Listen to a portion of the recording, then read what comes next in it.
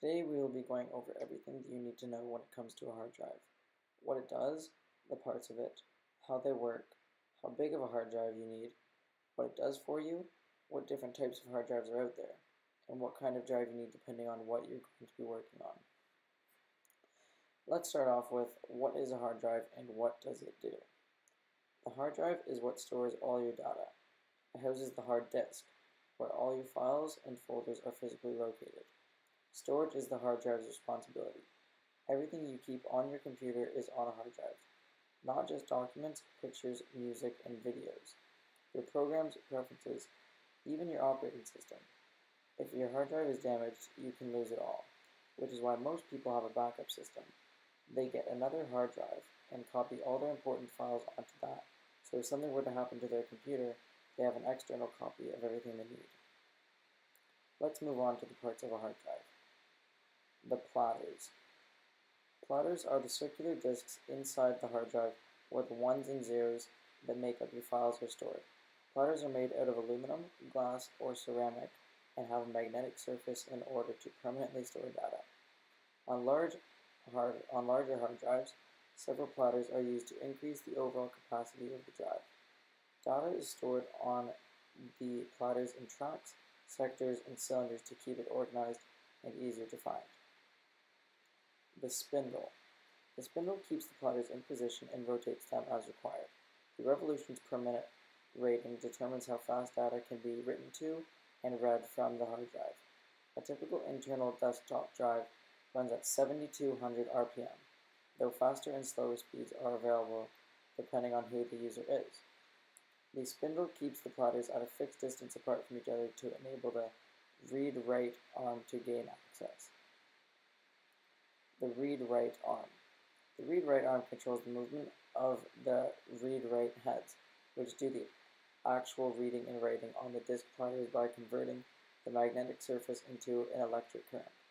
The arm makes sure the heads are in the right position based on the data that needs to be accessed or written. It's also known as the head arm or actuator arm. There is typically one read-write head for every platter side, which floats 3 to 20 millionths of an inch above the platter surface. The actuator. The actuator or head actuator is a small motor that takes instructions from the drive circuit board to control the movement of the read-write arm and to supervise the transfer of data from all the platters. It's responsible for ensuring the read-write heads are in exactly the right place at all times. How does a hard drive work? A hard drive will typically only have one platter, and each side of the platter has a magnetic coating in it.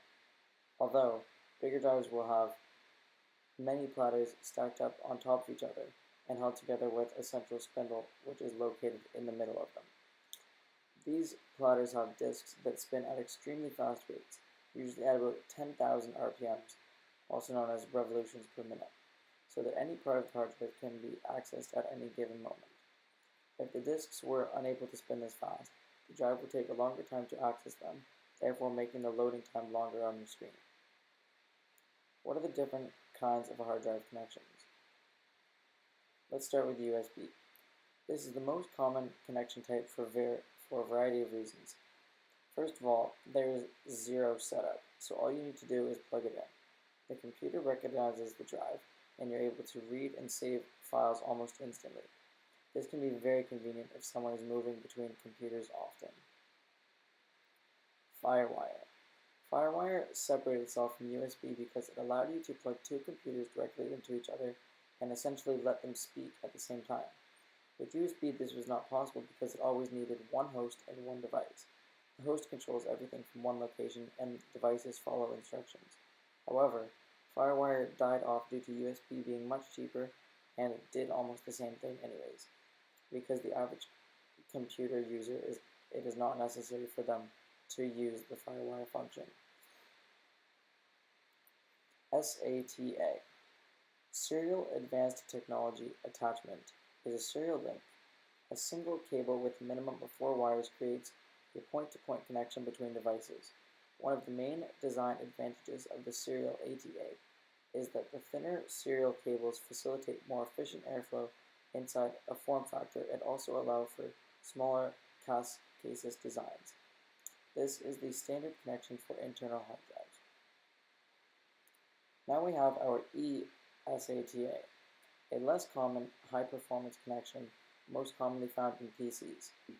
eSATA is an SATA connector accessible from outside the computer to provide a signal connection for external storage devices. How big of a hard drive do you need?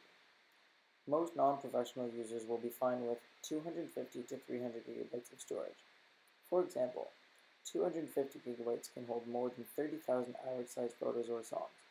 If you're planning on storing movies, then you definitely want to upgrade to at least 500 gigabytes, maybe even 1 terabyte.